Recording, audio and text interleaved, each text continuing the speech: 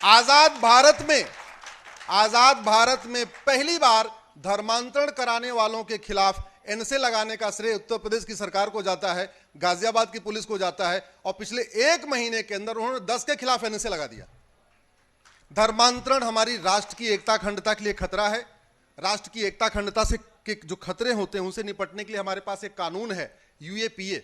दुर्भाग्यवश राज्य सरकारें उसको यूज नहीं करती हैं, पुलिस उसको लगाती नहीं है। अब अगला मेरा प्रयास है कि धर्मांतरण कराने वालों के खिलाफ यूएपीए लगाया जाए।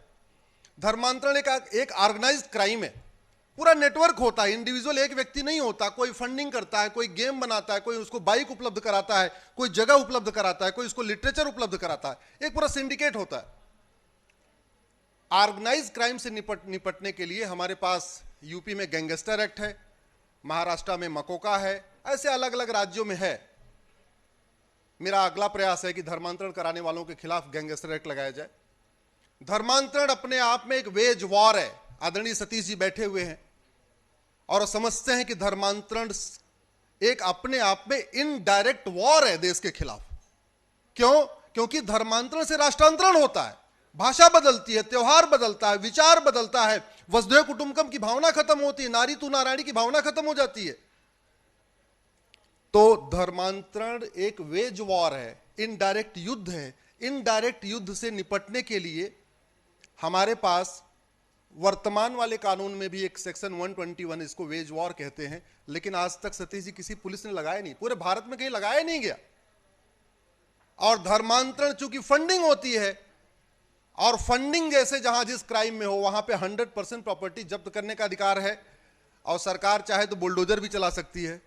तो यूपी में तो कुर्क भी संपत्ति कर रहे हैं धर्मांतरण कराने वालों की, 2-4 क्या बुलडोजर भी चला दिया है, लेकिन बाकी राज्य सरकारें नहीं कर रही हैं। मैं आशा करता हूं कि एकल अभियान के हमारे योद्धा जो पूरे सुदूर गांवों में बैठे हुए हैं, इस अभियान को आगे बढ़ाएंगे, और जहां कहीं धर्मांतरण उनको दिखाई पड़ेगा वहां उस पर्टिकुलर उस थाने के कप्तान से मिलके धर्मांतरण कराने वालों के खिलाफ एनएसए लगाने, यूएपीए लगाने, गैंगस्टर एक्ट लगाने, संपत्ति कुर्क करने और वेज वॉर की धारा लगवाने के लिए भी प्रयास करेंगे, ऐसा हमें पूरा भरोसा है। दूसरा एक बहुत बड़ा खतरा हमारे भारत की संस्कृति के लिए, हमारे समाज के लिए है घुसपैठ। मैंने 2017 में पीआईएल फाइल किया था सतीश जी, सुप्रीम कोर्ट में मैटर चल रहा है। मैंने आंकड़ों के हिसाब से मंत्री जी उसमें लिखा है कि 5 करोड़ घुसपैठिए आ चुके हैं।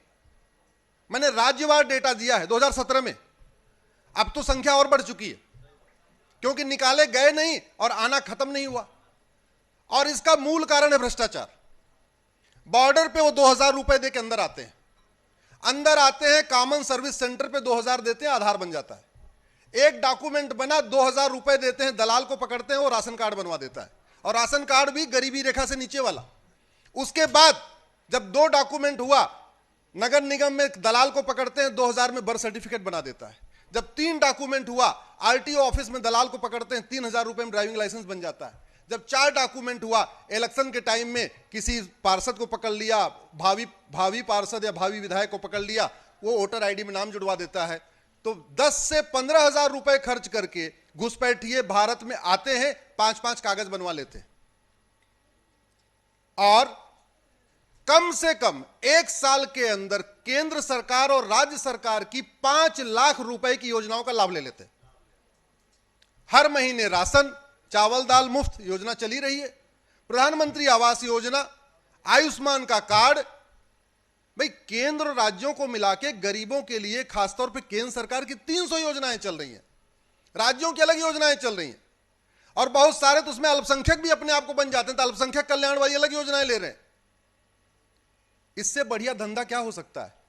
10,000 रुपए में भारत के अंदर घुस जाओ, 4-5 कागज बनवा लो, मुफ्त में मकान भी ले लो, मुफ्त में राशन भी ले लो, मुफ्त में दुकान भी ले लो, मुफ्त में और भी ट्रेनिंग भी ले लो, मुफ्त में सब कुछ कर लो। घुसपैठ हमारी राष्ट्रीय सुरक्षा के लिए बहुत बड़ा खतरा है, और हमने शायद इतिहास को नहीं पढ़ा है। 5000 घुसपैठियों ने 100 साल में पर्शिया को ईरान बना दिया था। 90% पारसी पॉपुलेटेड पर्शिया को 5000 घुसपैठियों ने 100 साल में ईरान बना दिया था। देखते देखते राजा भरत का ननिहाल, जहां से रानी कैकेयी आई थी, पाकिस्तान बन गया। पेशावर, जो कैकेयी था उसी को पेशावर कहते। देखते देखते तक्षशिला रावलपिंडी बन गया, कुंभा काबुल बन गया।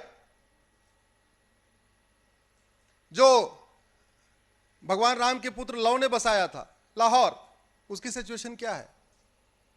बात किसी धर्म की नहीं है, बात किसी रिलीजन की नहीं है, लेकिन चूंकि दुनिया के सारे धर्म एक समान नहीं है, उनकी टीचिंग एक समान नहीं है। दुनिया के सारे रिलीजन वसुधैव कुटुंबकम को नहीं मानते, सारे रिलीजन नारी तू नारायणी को नहीं मानते, सारे रिलीजन यत्र नारंती पूज्यते रमन्ते तत्र देवता को नहीं मानते, सारे रिलीजन समस्त इंसान को, समस्त प्राणी मात्र को एक समान नहीं मानते। एक सिविलाइजेशन वॉर है जो चल रहा है। और कुछ लोग कहते हैं, कुछ बात है कि हस्ती मिटती नहीं हमारी, सच्चाई इसकी उल्टी है। देखते देखते हमारी बस्ती की बस्ती खत्म हो गई। राज्यवार 9 राज्यों में बस्ती खत्म हो गई, जिलेवार 200 जिलों में खत्म हो गई, तहसील के हिसाब से 300 तहसीलों की डेमोग्राफी बदल गई। मुझे पूरा विश्वास है और आशा भी करता हूं, आग्रह भी करता हूं कि एकल भारत अभियान धर्मांतरण और घुसपैठ को भी अपने एजेंडे में शामिल कर ले।